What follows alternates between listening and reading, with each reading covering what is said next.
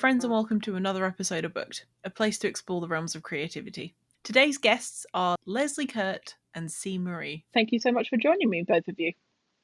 Thanks for having us. Absolutely. So you are the first couple that I will be interviewing on the show, but also the first sort of co-authors of a book. So I think the dynamic is going to be really interesting to explore today. So I'm hoping it'll be an exciting episode for our I was going to say our readers. They're reading with their ears.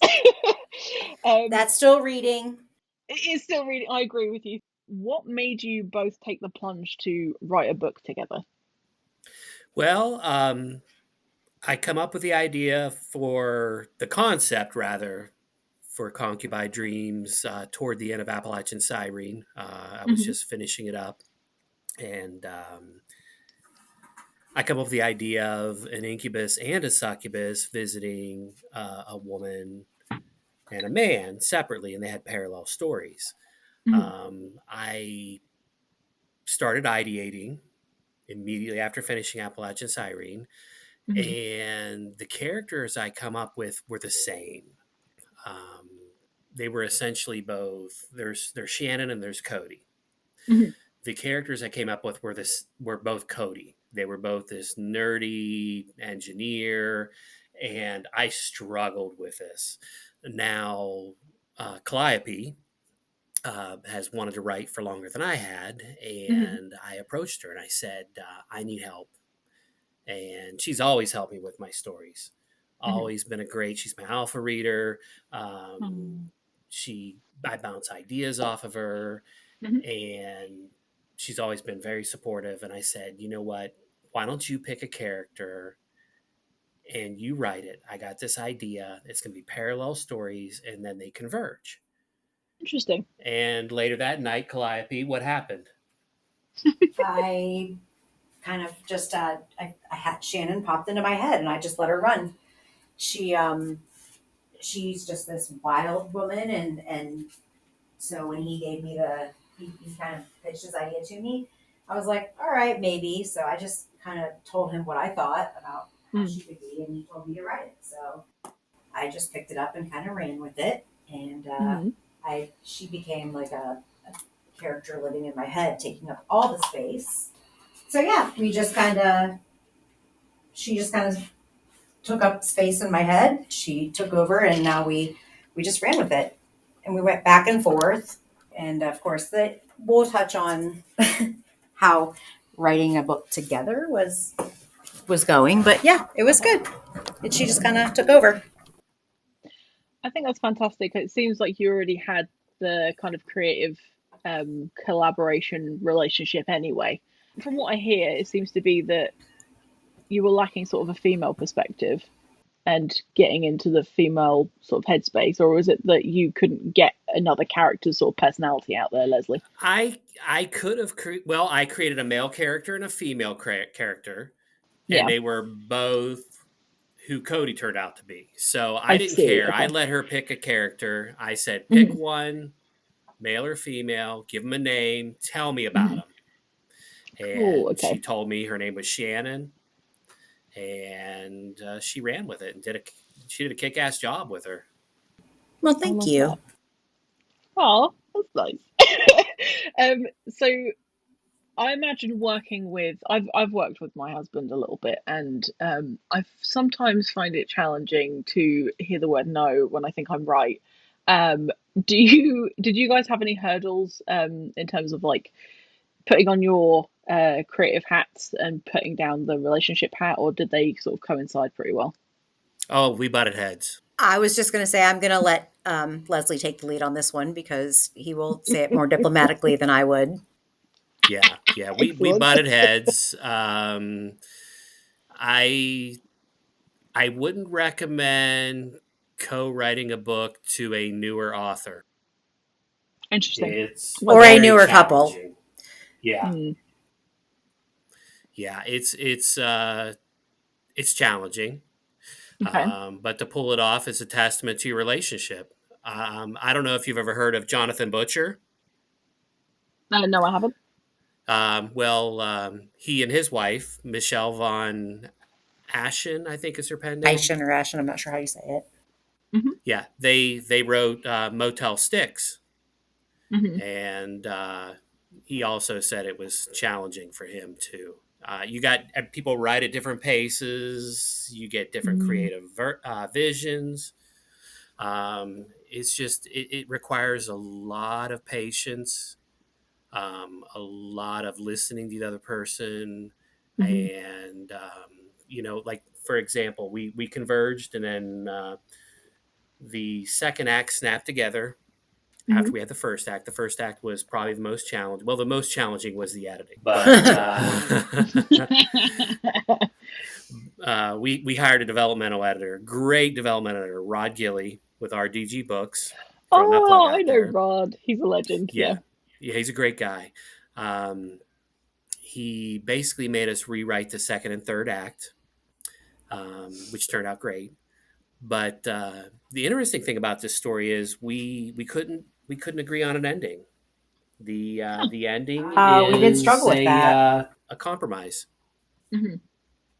I she wanted an HEA. Ish. An HEA ish. I wanted everybody to die.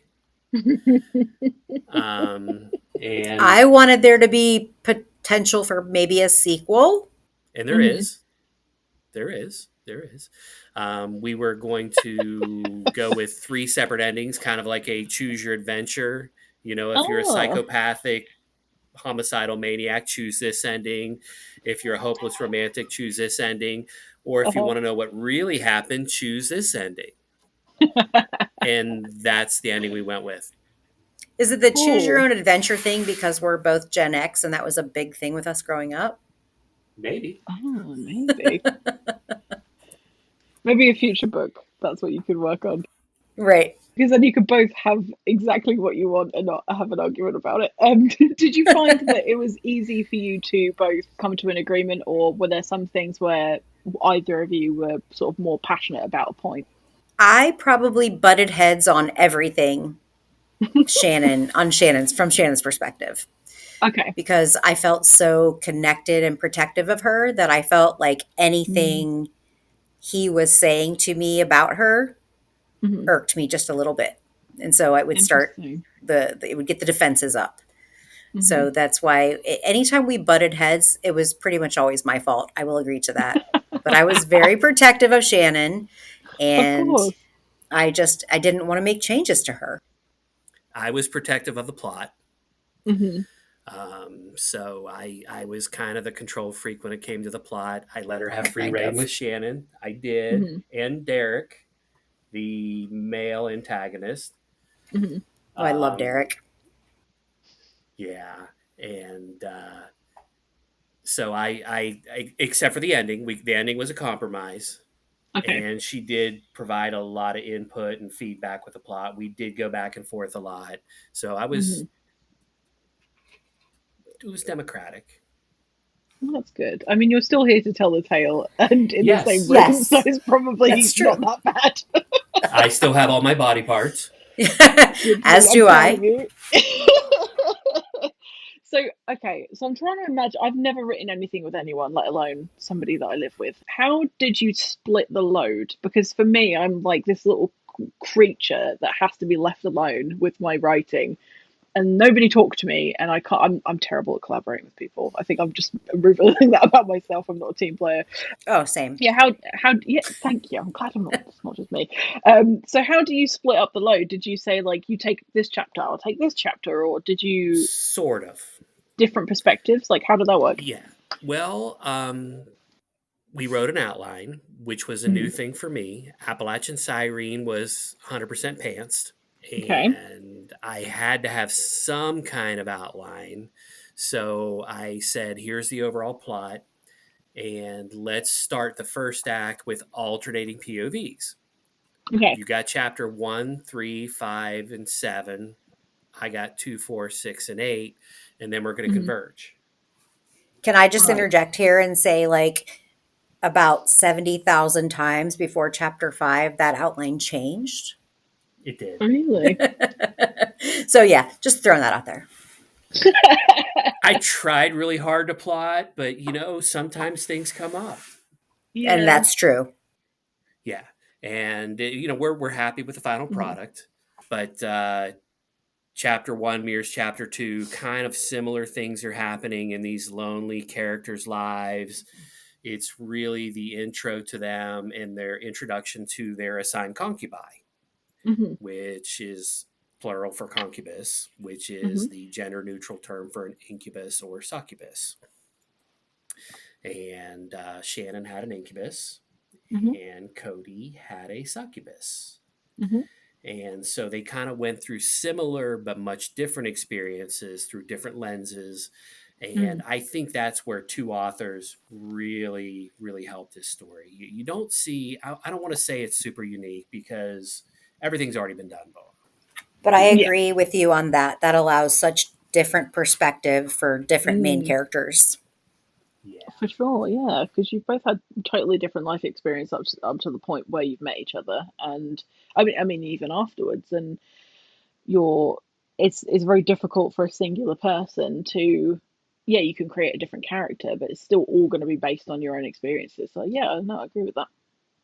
So we alternated POVs, and then Hmm. the convergence was chapter nine. And at that point, I had the plot pretty nailed down.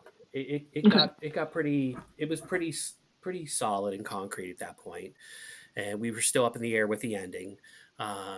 But I kind of steamrolled and wrote the chapters. I even wrote Shannon, and then I had Mm. her go through and rewrite everything where she thought, Shannon wouldn't say that, or she would say it differently. Mm. Okay. Yes. Yeah, that's how it worked. I have nothing to add to that because I guess I still have a little resentment from him writing Shannon outside of me, but Was that hard for you to watch that happen? no, it's because he is, I will admit, he is much more motivated than me. I don't know if it's just part of my personality or who I am, but I Hmm. just don't have the motivation that he has. He has that brain that says it's time to go, let's go. And I have that kind of like, I feel like writing some stuff down now. So how about this? Let's write. You and I are So we very are similar. two different personalities that way. But then I suppose that giving those two different personalities and putting them both into one story is gonna have given it a lot more depth than if you hadn't have done that. Yes. Yeah, yeah, I think so. It's different for me because I do write for a living in my day job. Mm. I'm a copywriter, I guess, is the true definition. My title is marketer. Hmm. So it's Tuesday. I've got to write something. I got to Hmm. get it done by 1 p.m. Doesn't matter if I don't feel like doing it. I've got to do it. Is it going to be my best? Probably not, but it's going to get done. Hmm. It's just, Yeah, I get it.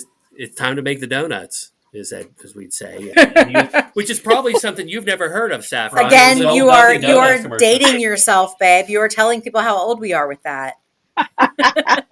Also, I'm British, so I don't get a lot of things that American people say as Oh. well. Yeah. Well, it was a Dunkin' thing back when it was just Dunkin' Um, Donuts Like from the okay. 80s. from the 80s. That's not that long. That's not long ago. Don't worry about it. Multi generational, multicultural podcast. There you go. We're here repping the Gen X crew, so your other writers might be from like Gen Zers or something, but we're I've older got a lot of people. Gen Xers, a few boomers, a few No. boomers.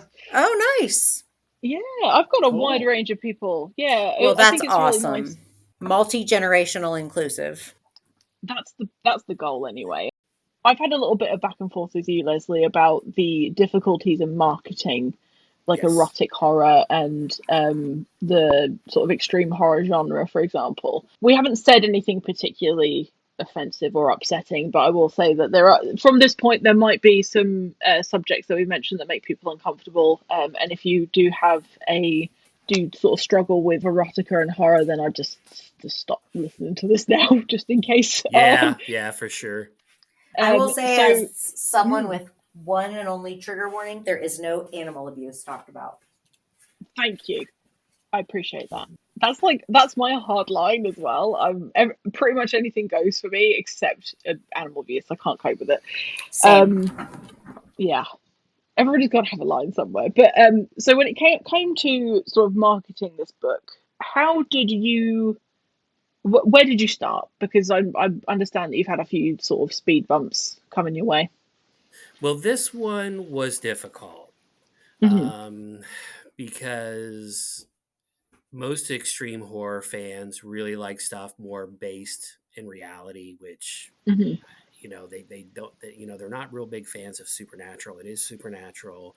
It Hmm. does have a romantic subplot to it. This would, if it had an HEA, it would kill it in dark romance. Hmm. So think of dark romance without an HEA. Okay. Which dark romance and extreme horror, there is a lot of overlap. I don't care what anybody says. You get your hardcore extreme horror fans, and I like dark romance. I think it's great. Hmm. I read all kinds of genres, and I feel we can learn from that. I think that makes you a better writer. This was a lot more difficult to market than Appalachian Siren. With Appalachian Siren, I went on the extreme horror subreddit, Hmm. and it caught on. Um, Hmm. Amazon does not allow ads for anything, including erotica. Hmm. So Amazon was out.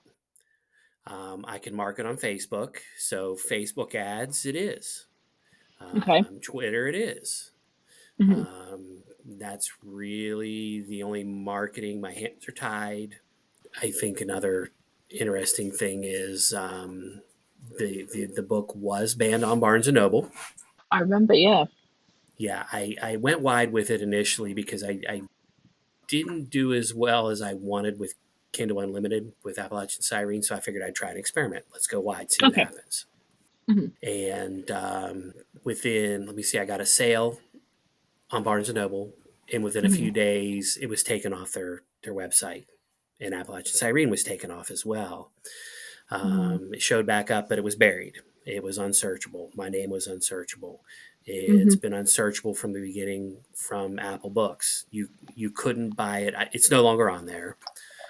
Yeah. The only place you could find it wide was Kobo, so I decided to go back to Amazon and go exclusive with Kindle Unlimited. That was really the only thing. So this one has been particularly challenging to market. Hmm. Um, I get a few readers off of Facebook, a few off of Twitter, and a few off the Extreme Horror subreddit. Hmm. But I'm just going to interject and say here, I think that in horror, supernatural is not as popular, whereas in Interesting. romance, it is. It's pretty popular. Oh, for So sure. Yeah. I don't know if maybe marketing it more towards some dark romance. Believe me, there are people in dark romance who don't like HEAs or don't want HEAs. I think we could Hmm. probably, we maybe have missed the boat on marketing to them. Hmm. It's I agree fascinating. with that. I'm in a couple of Yeah. Facebook groups with dark taboo, extreme horror, extreme erotica horror, whatever, and Yeah. they are fine with no HEA. Sometimes you don't Yeah. want it.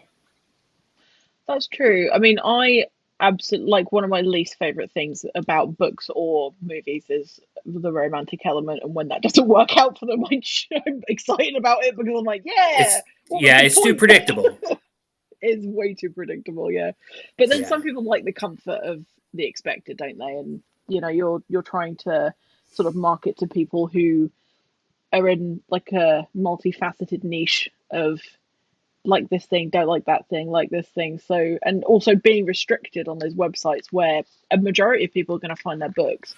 I imagine that is quite a struggle. Did you at any point think that by amending the book you would have more commercial appeal, or did you always want to stick to the way that it is in the genre that it is? Well, I don't know if like we ever even talked about that because I would absolutely not No. want to do that. No. There's no way. No way. No. No. I'm pleased to hear that. Stephen King, if you've read the book On Writing, Hmm. one thing Stephen King said, and I agree with 100%, Hmm. above anything he's ever said, is write honestly. Hmm. He said, don't censor yourself. And I fully believe in that. I'm writing for myself.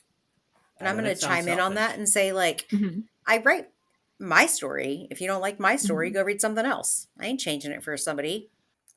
Because if I change it, it's no longer my story. That is wonderfully refreshing because, I mean, everybody has a different perception of what success looks like. And to me, and it sounds like it's similar for you guys, success looks like me achieving the thing and putting it out there. And if somebody likes it, that's a bonus. Perfect. Yes. Absolutely. You can't, but there are some people whose success looks like X amount of book sales or Amazon bestseller or whatever, which is fine. And everybody needs to have a motivation, but I think in the sort of world that you guys are sort of writing in, and I'm speaking very broadly, is that you have to stay sort of true to what you want to put out there because there aren't many people really that are willing to write things that are a bit more challenging to get through if you're the average person. I personally, extreme horror is not my favourite genre, so I love stuff like this. But I know that a lot of people it makes them very, very uncomfortable. There Whereas, are so few of us, what's especially crazy us is women. uh-huh. There are so few women who read erotic horror or extreme horror. Like, I don't know why. In a world where the Saw films are so popular, I cannot get my head around it. Oh I my can't gosh, get my I head saw the around it. very first one in the theater, and I don't think I've seen any more of those Saw movies. Oh, they're There were too many. fantastic. There was just too many of them, though. The first one was the best. It was low budget. It was fucking perfect. Ooh. No, you can cuss. Oh yeah, you can cuss. I'm not going to censor anybody. It's really funny to me because I prefer to read horror. I can't cope with watching horror because I can't get the image out of my head, whereas I can control what that looks like in my imagination. So Right. if I tried watching sort of one of the Saw movies and I had a full on panic attack because everyone was suffering and it upset me. But reading it, I'm like, yeah, it gets up. That's so funny. Yeah. Only because I feel like when I read something, I have to make that image in my head. So that sticks with me more than a lot of movies. Right. I don't know. And it doesn't matter if I'm reading or listening. I'm still reading, by the way. But yeah, I still have to create that movie in my head. So I still like watching Cannibal Holocaust when I'm having severe anxiety. That's Really? it's a great movie. Have you ever seen that, Saffron? Great movie. I mean, you probably shouldn't if you have panic attacks. It's pretty severe. I am a bit of a I fanny mean, when it comes to stuff there like is a that. Serbian film, and then there's Cannibal Holocaust. Uh-huh. And Cannibal Holocaust is so low budget, the acting is terrible, except for when the gore and the rape is going on, and then you think these people aren't acting. All of a sudden, the acting got like realistic, and that's what's creepy about it. Ooh. Yeah. did I not watch that with you? No, I think you were out of town or something, and it's an old movie. Because I'm like, I have no idea what you're talking about. Something. I might have read that in a book, but what? Yeah, great movie. I'm not going to put that on my watch list, but thank you for the recommendation. What I also wanted to touch on trigger warnings because this is something that I personally, creating the website Indiosyncrasy, I was really going back and forth with myself about how to present them. Do I put trigger warnings on there? And there is such an argument for both that what I've settled for is a drop down menu. For me, trigger warnings are shopping lists. Like, interesting. Hell yes, I'm getting that. Again, there's one trigger that will take it off the page, and that's, in my opinion, the only one people need to put in. I mean, I guess you could put in like kids abuse and shit, but I don't care about that. Do not fuck with the dog. And other than that, trigger warnings for me are shopping lists. So I think they should be in there. Interesting. In a way that makes them kind of funny, though. Like, yeah, maybe we made some ice cream out of this dude's brain. Like, I don't care. Like, that's a trigger warning, but make it funny.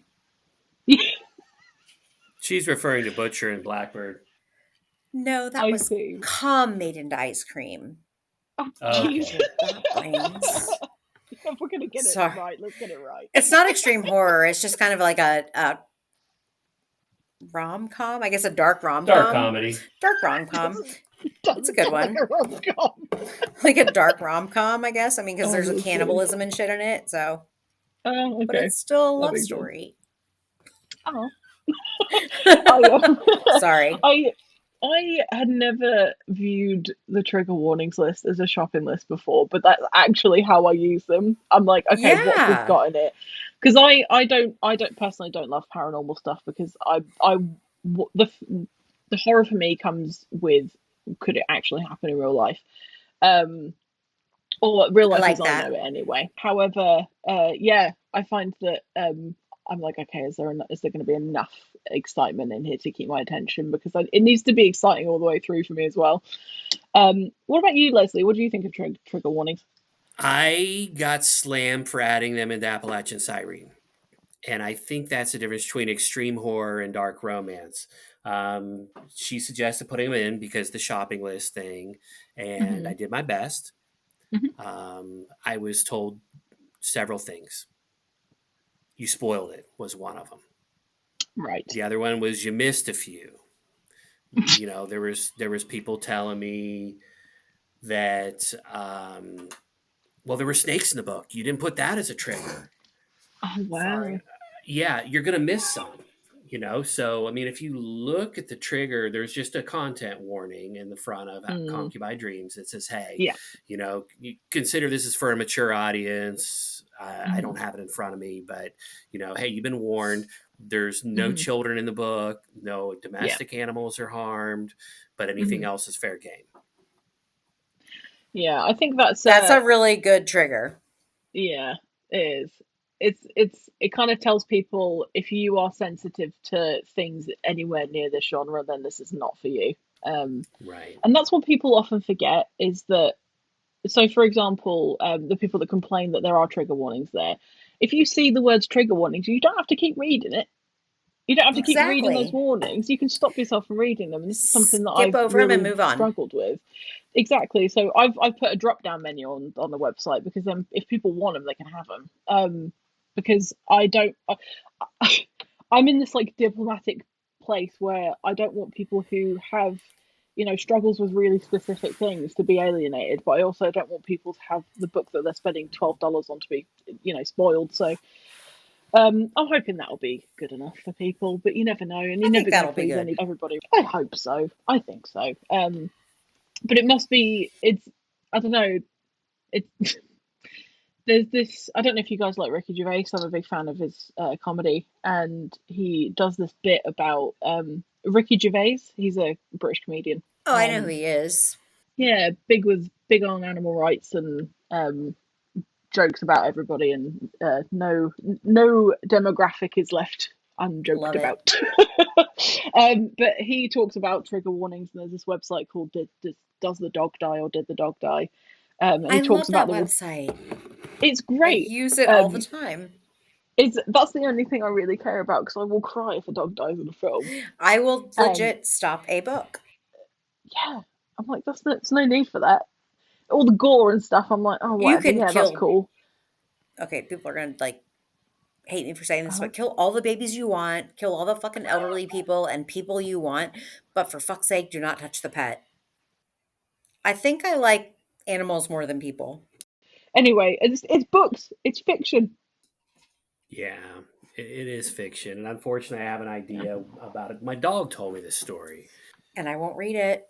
He wants me I to write won't it. read it. And I mean, it's not like Son of Sam or anything like that, but my dog, I have a lab, as you've seen Hmm. during our call. And, you know, we communicate in a different way. He doesn't like talk Hmm. to me in my head or anything. But Yeah. we sat down and we plotted out the entire story. And Hmm. it's about a Labrador retriever. And it's not really horror, it's more dark fiction, but I Hmm. can't write it. You can write it. I'm just not going to read it. I told you I you can write it. At first I thought you said that your dog told you about a book, and I was like, which book did he recommend? Well, he's my alpha Oh, listener. dude, get it together. Tell me what to read next. You could Mm-mm. put books in front of him and then see which one he goes for. Oh, right now he's Right. just sleeping, so. Oh, okay. That's fine. We can leave him. um, but yeah, trigger warnings. You're never going to please everybody. So Right. Mm-mm. do them if you want to. Don't look at them if you don't Exactly. want to read them. That's kind of the deal. That's something that I think people do forget, just touching on something we mentioned before.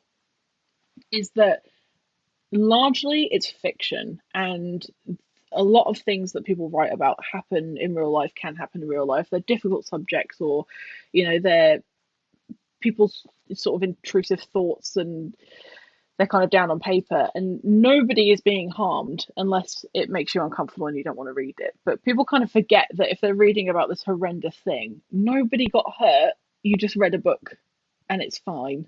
um and it's the same with jokes and things like that as well. It's all fictional, so it's fine. Don't worry about it. So you had the audiobook for Concubine Dreams. And Leslie, I remember seeing a post on Twitter where you advised writers to kind of do their research and put a lot of effort into choosing the right person to record an audiobook for you. Do you have any advice for writers? Because it's a bit of an unknown territory for me. Well, for Concubine Dreams, I let Calliope choose. It's really hard Nice. to split royalties and everything. So for Concubine Dreams, that was the first audiobook. Not Hmm. even though Appalachian Siren was written first, and I had a narrator approach me on Reddit, and I had Calliope audition him, and we went with it. We went with him. Um, Now, I will say for Appalachian Siren, I did something a little different. I Hmm. wanted, because I'm not a big audiobook person, I'm very, Okay. very, very picky about narrators. And I listened to some samples. The Hmm. trouble I ran in with extreme horror is a lot of them said, no, I don't do splatterpunk. I won't do extreme horror. No, I won't do anything Oh, with interesting. erotica. And Appalachian Siren was particularly difficult because it needed somebody that could do a female Southern Appalachian dialect. Oh yeah, And that's a niche. I listened to Lila Carey's sample of The Slob Hmm. by Aaron Beauregard. And she had a little bit of a twang, and I'm like, oh, she's from the South. I can tell. I can pick Hmm. that up. I knew there was something there. So I approached her and she said, yeah, I can do it. I will research it. And I think the important thing with an audiobook, at least for me, is I want to be happy with the product. Hmm. Second thing is if they have a platform, your audiobook will sell itself because of the Hmm. narrator, if they have an audience. And that's proven to be successful for Appalachian Siren. Interesting. So that was something I learned. I it didn't even cross my mind that you would run into trouble with people being funny about what sorts of things that they would be willing to record. And actually, that makes a lot of sense, because if you're struggling to find, a safe place to be able to have your book where it's not going to get taken down, obviously there are going to be people that aren't comfortable doing those scenes. So, what's the process of having somebody record an audiobook? Do they do like the full recording and send it to you? How long did it take? Uh, that's That takes several weeks. Hmm. Let's see here. For Concubine Dreams, Five, oh six. no, no, we gave it to him the end of June and it published September 20th. So Okay. months. Yeah, it's a long Okay. process. Yeah, it's a long process. It's pretty self explanatory. If you But find how long did Appalachian Siren take from your first connection? about the same amount of time. Okay. Yeah, yeah, Hmm. yeah. I gave her the manuscript the end of August, or no, the end of July. Hmm. She gave me the 15-minute checkpoint, which is ACX, which is like KDP for Audible, In about case a people week don't know later. that. But she did say she had some plans in September or whatever.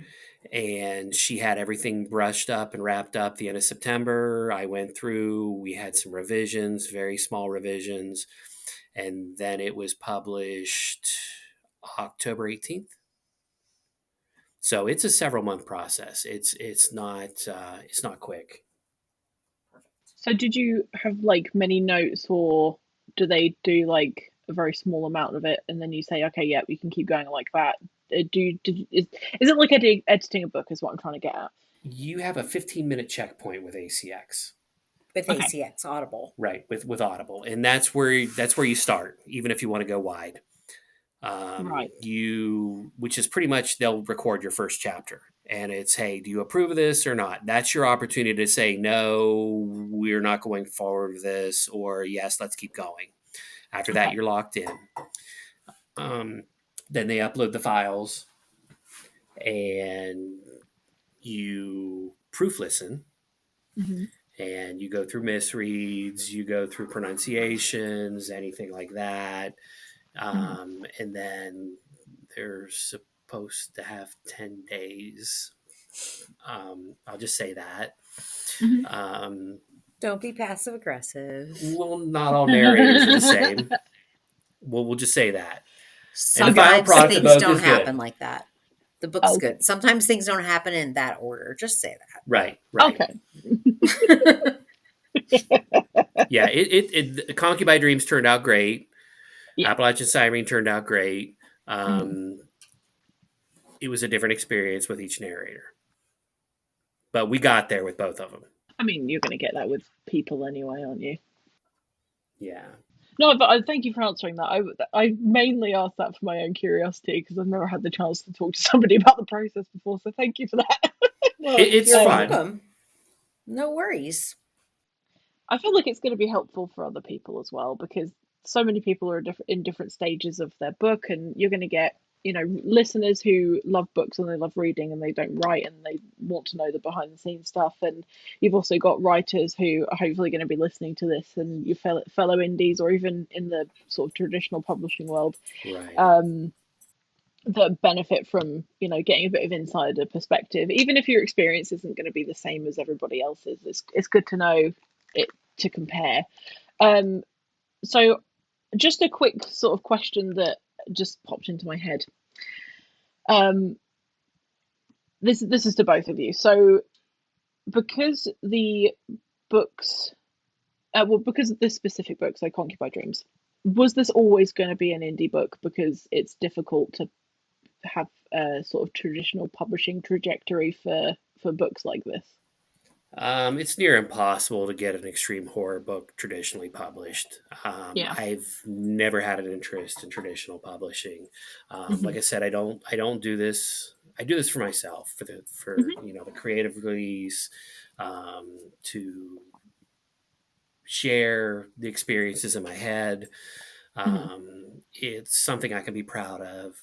I Hmm. I don't do it for the money, and I there's a few small presses, and I mean a few. There's like 5 or 6 that I know of that will publish extreme horror, Okay. and even then, if you know how to They, market, if you can crack that hmm. marketing code, I'm not saying it's right for everyone. Hmm. Sometimes a small press is right for that author. Sometimes self-publishing is better for them. It just depends on who they are, Yeah. because there are some good small presses out there. There's some great Oh, ones. for sure. Hmm. Yeah, I suppose it's hard for small presses to know what is the right thing to do in Right. instances of publishing things that are more on the extreme side, because they've got to balance the marketability and the creative freedom of the writer, which is must be so challenging um, for both writers of any of the extreme genres or the small presses. But it's just fascinating. You are both part of a very small subgroup of writers that are featured on Indiosyncrasy that are in this category. And I'm really, really glad that we've had the chance to sort of explore some of the difficulties. Because publishing work and writing and putting it out there is a ball ache as it is. And you guys have an extra sort of mountain to climb on top of that as well. Calliope, are you planning on writing anything sort of solo? Have you got any sort of anything in the works? I remember you mentioning that you've got some works in progress. Can you tell me about some of I do actually have a couple of works in progress. One them? is um, I guess extreme horror, and another Okay. is maybe a dark romance. I have Hmm. a few different characters living in my head right now. I had a very bad summer. Some personal things happened, and that kind Mhm. of threw me off. But I'm hoping that soon these characters wake up and tell me what the heck's going on, because this was a tough year. So I'm hoping Yeah, I'm sorry to 2025 hear is that. when I have some solo characters coming out. I believe in you, and I think that that's going to happen. We're Thank recording you. this very, very far in advance, and I believe in your ability. So, Well, thank you. do you see them being short stories, or are you going to sort of write them at length, or have they not revealed themselves yet? I honestly have two main works that are like both kind of creeping between novella and novel, so I'm not Okay, sure. I do need to finalize a short story that has just birthed in my brain, so I'm not sure, but there's going to be possibly a few things coming.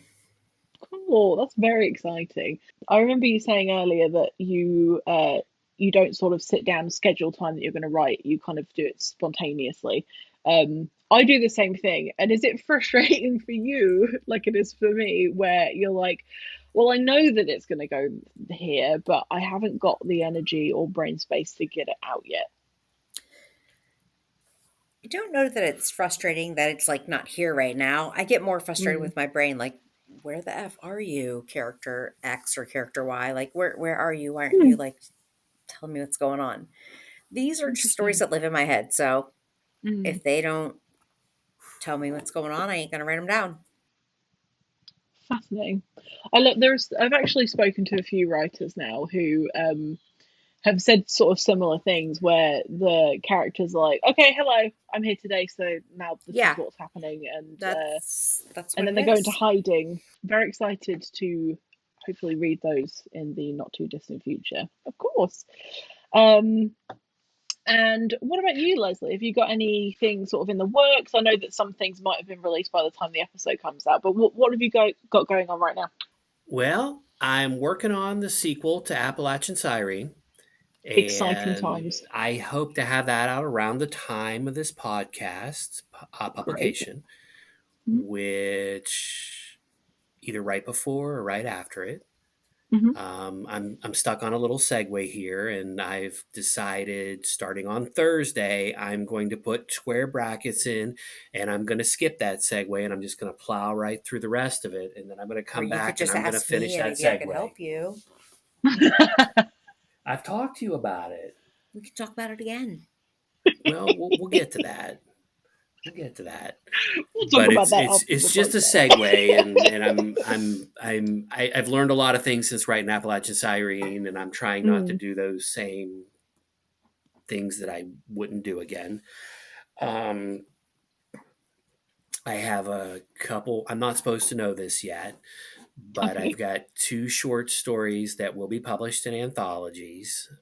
I only Exciting. know because the press owners knew I simultaneously submitted them, and they said, you know what, withdraw these stories. We want them, but Hmm. we can't announce them yet. We love them, and a third is a Oh, maybe. So I'm pretty confident I'll have three short stories and three different anthologies, um, and hopefully one or two more. Well, the other one, I'm hoping for four. I also that's cool. have, I've got to do a novelette for Godless because I love Godless. Hmm. If you aren't familiar with Godless, godless.com, they are a platform for indie horror. They do a lot of low cost novelettes, novellas, Hmm. specializing extreme horror. Oh. The owner, I hope I pronounce his name right, Drew Stepanek. He's very good to the indie community. We just want to throw that plug out there. Hmm. Oh, And fantastic. I do want to give back to them. Cool. That's awesome. I mean, while I'm thinking about it, and you can take a moment, obviously, both of you, to consider the question. But do either of you have any recommendations for either lovers of reading extreme horror or dark romance, or writers of such? Oh, we could talk Uh, for hours on sort that. of. So, what are your like top resources for support? Yeah, we could legit go on for hours about that, but you go first. Um, Christopher Triana. Okay. He's easily one of my favorites. Mhm. My favorite book by him is Toxic Love. It also happens to be my favorite book of all That's time. actually a really good book. It is a great Cool. book. Full Brutal's another one of his. Those are my favorites by him. Duncan Ralston's another one. Duncan has been very helpful to me. Mhm. Super cool guy. He's Canadian, so they're all nice. All Canadians are nice. That's the stereotype. They live true to that name. Um, Excellent. you bounce questions off him. He's been in the indie publishing circles for years. He has a lot of experience. He's had success Mhm. with Womb. Womb is the book that got me into writing extreme horror. Ghostland is better, but Interesting. okay. But I read Womb and I'm like, oh my gosh, this is so weird. I love it. I could write this kind of stuff and people will read it, And I'm like, I'm Cool. sitting there thinking Duncan and I could be best friends, But he's one of my favorites as well. Um, can't forget Aaron Beauregard, Mhm. John Athan, Jonathan Butcher, and Michelle Von Aschen. They're great. Mhm. Yeah. And John Athan is as well. Got to I throw out love him. Crowley Barnes too. Crowley Barnes Mm. was one of the first splatterpunks I read, Kink, um, and he's become a good friend on social media Oh, with that's me. cool. Also very helpful, and he has his own history as to why he's helpful. I won't go into that, without Mhm. his disclosure, but Yeah, of course. some I've met some cool people in the community. You like dark romance? I love dark romance, so I actually read more like okay, so I read I guess exclusively horror and smut. So Nice. um, some of my favorites gosh, I don't know. Lauren Beale is fantastic. She writes some of Okay. the darkest smut, like lick urinals and that kind of stuff. Like, so if you like horror, Mhm. disgusting stuff, that'll fill into that. But I Nice. mean, that's about what I got. Dark Cool. romance is more on the psychological than the gore side of things, but it can And get I love gory. Yeah. that though. I Yeah. love that like psychological part of it. I love that tie-in. Mhm. And Full Brutal is very psychological in the first act. Oh my gosh. It's very much psychological manipulation, a lot of gaslighting. Um, and I really do think a lot of extreme horror readers would like dark romance.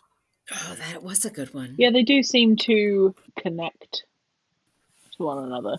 So, other than recommendations for books, are there any sort of resources that you can think of that writers of similar genres would find useful, or even like I don't know Reddit groups that you found good support in? Well, there's a few Facebook groups that have been helpful. Hmm. I shut down my Facebook tab so we wouldn't get interrupted. Okay, that's But fine. there's the Splatterpunk Horror Readers group, which is helpful, the Splatterpunk Society, Hmm. the Snuff and Stuff, Splatterpunk Book Group on Facebook. All of those are on Facebook. Great people, Hmm. no drama. Um, Books of horror. It's there's some dramas from time to time because it's a large group, and you get that with Yeah, large groups. You yeah. know, you get some drama on on Reddit too because Reddit's Reddit. It's a bit of a cesspool, but it's a fantastic Reddit's Reddit. resource. So yeah. Yeah, I don't. I'm not on Reddit, but I just pretty much go like you said, like with the Facebook groups, and Hmm. it's pretty much about it for me. The Books of Horror Hmm. Author Central is good Mm, for people Oh, I forgot okay. people about wanting to that one. self publish. Great Hmm. resource. Oh, fantastic. That's It's great. really And tough. Duncan Ralston does have a blog, Hmm. which let me see if I can find it. It's resources for indie authors. Oh, that's And cool. I will email this to you, Saffron. So that way, if you wanted to post that, again, Duncan's a cool Yeah. guy, very helpful. He posts a thing for, hey, if you're self publishing, here's some options and here's the Mm. process to go through. And I found it very helpful. Yeah, I'll definitely put that in the episode description so people can access it, because I want, what I'm hoping out to get out of this podcast for writers who listen to this to find some connection to you and to think, okay, well, this is something I really wanted to do and I don't know what I'm doing, or it scares me because of how difficult it might be, or, what are the successes and failures of particular writers or readers, just understanding all the stuff that goes on in the background to get this book in front of them that they might chew through in a night. So, yeah, it's really valuable to have these resources, and thank you so much for sharing them. It's just important to me that everybody has the information for everything, and I think sharing education in any form is important, and getting books in front of people is important, and if you don't want to read that kind of book, then don't read it, and that's kind of how life should work. So yeah, that's great, thank you. Thank All you. right, thank you. I would just say, if you're new to this, get involved in the Mm-hmm. writing community in your genre. 100%. Mm-hmm. You need other writers. You won't be successful without the help of other writers. Mm-hmm. You won't learn without the help of other writers that have already been there and done that. Um, they're cool people. They're just Mm-hmm. like you. You think you're weird. You think you're unique. You're not. There's people weirder than you. Uh, Yep. you just really need to get out there and interact with other writers, and you'll meet your readers. What about you, Calliope? Have you got anything that I've missed or skipped over, or that you want to add? No, I think you did great. I mean, you just let us ramble and chit chat. So it was really fun working with you, and Good, I'm glad you had a good hopefully time. we can chat some more. Oh, I hope so too. And thank you both so much for taking the time to be on the episode today. Before I let you leave, I would like for you to tell our listeners where they can find you both and where they can also buy your work. Amazon and Audible. Right now, until we get banned from Amazon, we will be on Godless. We're not going to get banned Excellent. from Amazon yet. I I hope that you don't, because it We would do be nice too. if work is accessible for everybody. Thank you both so much. And did you Thank want to you. tell anybody about your social media? Do you have a website that you want them to go to? I'm on Facebook, Twitter, TikTok, Reddit, Leslie Kurt. I'm also on Goodreads. Hmm. There's only one Leslie Kurt author out there that I know of. Great, Um, that's helpful. so I'm pretty easy to find. I am on Facebook. I'm on all those things too. However, I've not been active on them. So Okay. um, I am going to try to be more active on my socials. But yes, I am on Facebook, Hmm. Twitter, Instagram, TikTok. Fantastic. I will put the links to these on the description of the episode as well, to share this episode with everybody. All Thank right. you. Thank you for having Right. us, Saffron. It was a pleasure. Thank you. And I'll catch you guys around. All righty.